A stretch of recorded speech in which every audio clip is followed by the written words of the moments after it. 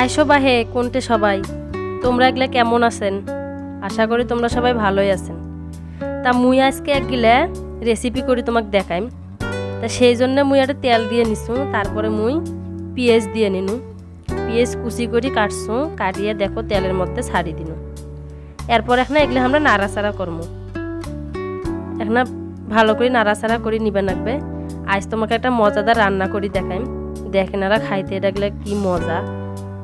বাড়ির যদি তোমার মাছ গোছ না থাকে তা তোমরা এই রান্নাটা করি খাবার পারবে নিমিষেই, তাতে কোনো সন্দেহ নাই। তোমরা ভালো করে কিন্তু মজা করে এই খাবারটা খাবার পাইবেন। তা সেই রেসিপিটা আমি আজ তোমার সাথে শেয়ার করি। সেই জন্য মুই এই যে পেঁয়াজগুলো করে কষাওছো। তা দেখো পেঁয়াজগুলো কিন্তু প্রায় কষা হয়ে গেছে।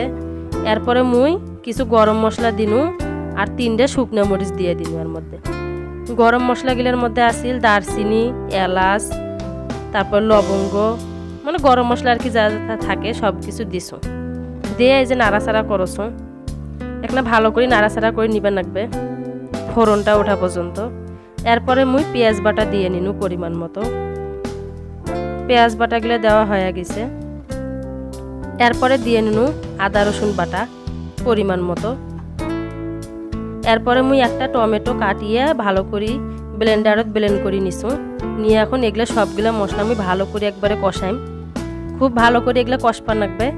দেখো আমি খুব ভালো করে কিন্তু কষে নাওছো। তোমরাও কিন্তু মশলাগুলো খুব ভালো করে কষাইবেন। যদি মশলাগুলো ভালো করে কষা হয় তাহলে তরকারির স্বাদটাও কিন্তু ভালো হইবে। আর তরকারির স্বাদ যদি ভালো হয় তাহলে আখরে আঙ্গুল চাটিপুটি কিন্তু সবাই খাইবে।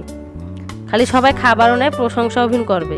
তা সেই জন্য মশলাগুলো কষা কিন্তু খুব জরুরি হয়ে গেছে। মশলা কিন্তু ভালো করে কষপান লাগবে। সাবধানে থাকেন যেন ফির পুড়ি যায় না, সেদিকে ফির খেয়াল থন। তা মুই এনকে ভালো করে কষাছু। মোর মশলাগুলো কষা হয়ে গেছে। এরপরে মুই দিয়ে দিনু লবণ পরিমাণ মতো। তোমরা তোমার লবণ দিয়ে নেবেন।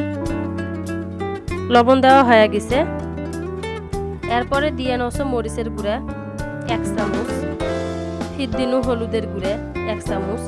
তোমরা যেনকে তরকারি আনদিবেন সেনকে পরিমাণ মতো তোমরা মশলাগুলো দিয়ে দেবেন। তা মুই এই মাল মশলাগুলো দিয়ে এবার ভালো করে ফির কষে নিই। তোমাকে 100 বার ভিন কষো। এই মশলাগুলো যত ভালো করে কষাইবেন তত কিন্তু তরকারির স্বাদটা কিন্তু বাড়বে। তা সেই জন্য এনকে ভালো করে কিন্তু কষপান লাগবে। মুই দেখো ভালো করে কষে নাওছো। যতক্ষণ তেলটা উপরে ভাসিয়ে আসে না ততক্ষণ ধরে খালি কষপারে লাগবে, কষপারে লাগবে, কষপারে লাগবে।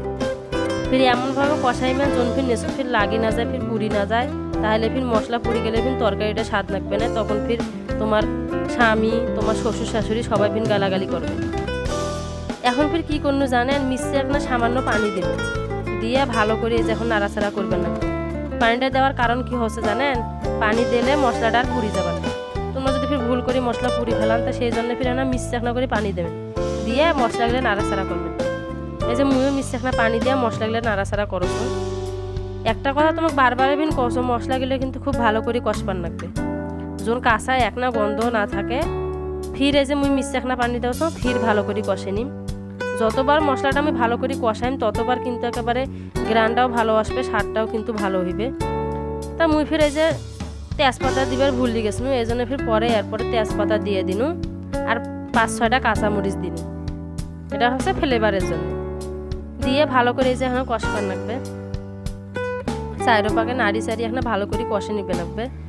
ভালো করে মুই কষাওছো। তেলটা যতক্ষণ উপর ভাসিয়ে আসি না ততক্ষণ মুই এঁকে করে কষাইম। এখন খালি কষাইতেই থাকিম, কষাইতেই থাকিম। তোমরাও এঁকে ভালো করে কষান, তাহলে বুঝবে না স্বাদটা কি।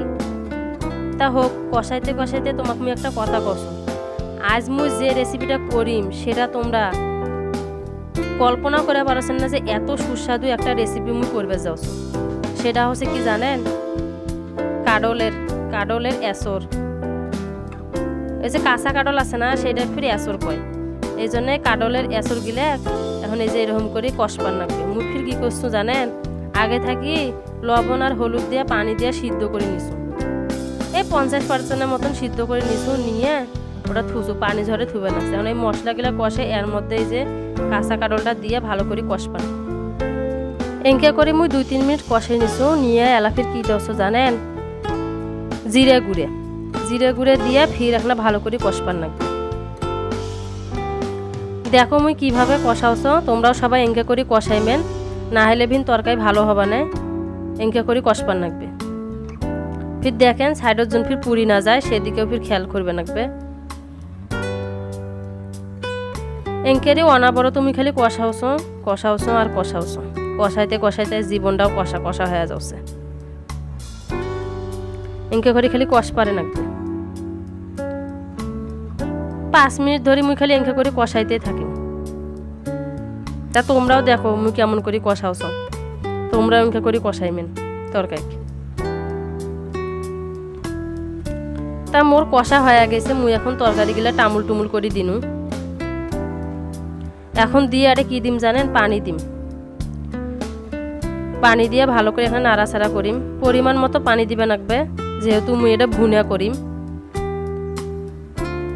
তো বেশি পানি দেওয়া যাবে না, এই জন্য অল্প করে পানি দিয়ে তরকারিটা রান্না করবে লাগবে। এখন পানি দেওয়া হয়ে গেছে, এখন মুই ঢাকনা দিয়ে রান্না করিম। তা 20 মিনিটের মতো মুই রান্না করছি। রান্না করে দেখো এখন কেমন দেখা যাচ্ছে, দেখিয়ে বোঝা যাচ্ছে যে কেমন মজা হয়েছে, কেমন স্বাদ হয়েছে। তোমরা যারা এখনো কাঁচা কাঁঠালের তরকারিটা খায় নাই তারা কিন্তু বুঝবে না এর স্বাদটা কি। গোস মাছ সবগুলা ফেল করবে একলাই। তো তোমার ঘরে যদি গোস মাছ না থাকে তোমরা নিমিষে এই কাঁঠালের তরকারিটা রান্না করে খাবার পারেন, খুবই মজাদার এবং সুস্বাদু। তা মোর এই ভিডিওটা যদি তোমার ভালো লাগে থাকে তাহলে মোর চ্যানেলটাকে লাইক কমেন্ট এবং শেয়ার করবেন, আর আমার পাশেই থাকবেন। সবাই ভালো থাকবেন।